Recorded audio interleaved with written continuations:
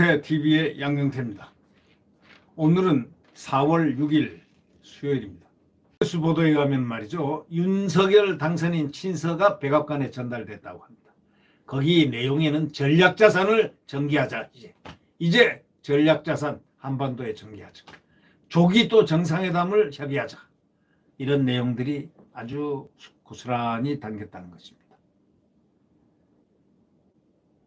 윤석열 대통령 당선인의 한미정책협의회 대표단 이 백악관을 방문해서 조 바이든 대통령에게 보내는 윤 당선인의 친서를 전달했습니다. 이 박진 대표단 단장은 이날 백악관에서 제이크 설리반 백악관 국가안보보좌관을 40여 분간 면담한 뒤에 특파원들과 만나서 한미동맹 발전에 대한 윤 당선인의 굳은 의지와 비전을 반영한 친서를 전달했다고 말했습니다. 보도에 의하면 친서에는 한미가 북핵이라든가 경제 안보를 비롯해 새로운 도전이 많을 텐데 여기에 공동 대응하기 위해서 이제 동맹을 포괄적 전략 동맹으로 한 차원 더 높이자. 그래서 대처해 나가자는 그런 내용이 담겼다고 이 박진 단장은 설명을 했습니다.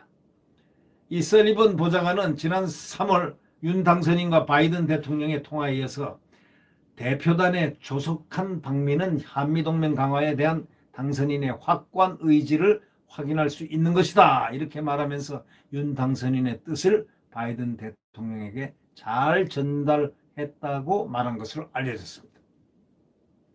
윤 당선인은 지난 10일 당선 확정 후 수락연설을 한 뒤 5시간도 채 되지 않아서 외국 정상 중 처음으로 바이든 대통령과 통화도 한 바가 있습니다. 우리도 깜짝 놀랐지 않습니까? 네. 이 통화는 당초 하루 뒤인 11일 이루어질 예정이었지만 미국 측 요청으로 시기를 앞당긴 것으로 이렇게 전해졌지 않습니까?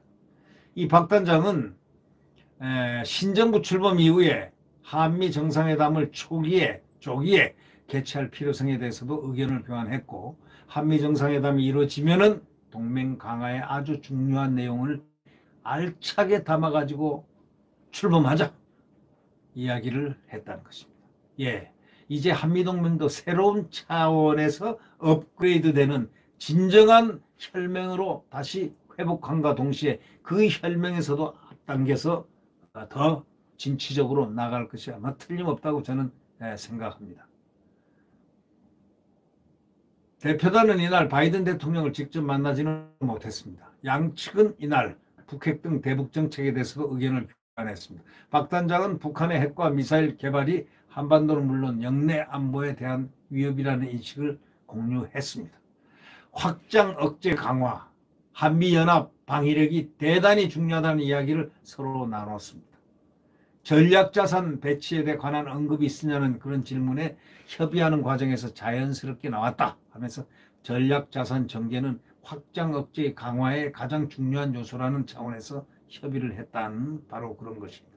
그러니까 결국은 전략자산도 이제 완전히 한반도에 전개한다는, 그래서 국가 안보를 강화시키는 그런 모습을 실질적으로 보이겠다 이런 뜻이 아니겠습니까? 이 확장 억제라는 것은 미국의 우방이 제3국으로부터 핵공격 위협을 받을 때는 미국이 억제력을 이들 국가의 확장에 제공하자는 소위 일컫는 말로서 핵우산의 구체적인 표현입니다. 핵우산을 딱 만들겠다. 핵이 아무리 북한이 핵이 있더라도 핵우산, 미국의 핵우산이 여기를 덮는다. 바로 이런 뜻입니다. 이 박 단장은 미국 측 관심사를 묻는 말에 특히 북한의 안보 위협이 고조되고 있기 때문에 한미가 물샐 틈 없는 긴밀한 공조를 하고 있음을 보여주고 그렇게 함으로써 억지력을 높일 수 있다는 생각을 하고 있었다는 분위기였다고 박 단장은 전했습니다. 결국 한미동맹이라는 것은 우리 대한민국의 국민의 생명과 재산을 위해서 또 국가의 존속을 위해서 가장 필요하고도 충분한 조건이 지금 되어 있습니다. 지금 보십시오. 주변 러시아, 우크라이나 침공하는 그 침략 근성, 북한 침략 근성, 중국 동북공정 침략 근성, 이런 근성들이 있는 공산당들 계열 나라에 자유민주주의를 지키는 우리는 한미동맹 아니면은 큰일 납니다. 이게. 그래서 한미동맹이 결국 이루어졌다. 깨끗하게 이제 더 진보적으로 진일보됐다. 실질적으로 이제 해구산까지 한반도를 완전히 보호할 수 있도록 하는 조치가 이루어질 거다라는 예측을 우리는 하면서 진정한 한미동맹, 이거는 대한민국의 국가안보에 필요하고도 충분한 ABC 조건이다. 우리는 이렇게 생각에 맞지 않습니다. 윤석열 정권이 들어서지 않았더라면, 정권 교체가 이루어지지 않았더라면 우리 대한민국은 과연 어디로 가고 있었을까요? 아니, 대한민국이라는 이름이 있었을까요? 라는 의문까지 들어갈 정도입니다. 여러분들은 어떻게 생각하십니까? 그래서 잠 못 이루는 밤을 이루면서 그 대선 선거 개표날 밤을 이루지 못한 국민들이 3분의 2는 넘었다는 그런 추정을 할 수가 있습니다. 한숨도 자지를 못했다는 것. 이유는 노심초사 때문에 나의 생명이 넘어가나 안 넘어가나 하는 그런 숨막히는 순간에 있을 수나 있는 그러한 정권교체의 가슴 졸이는 순간 우리는 했습니다. 우리 국민들은 역시 자유민주주의를 선택했습니다. 자유민주주의와 한미동맹을 선택했습니다. 윤석열을 선택한 것은 그것입니다.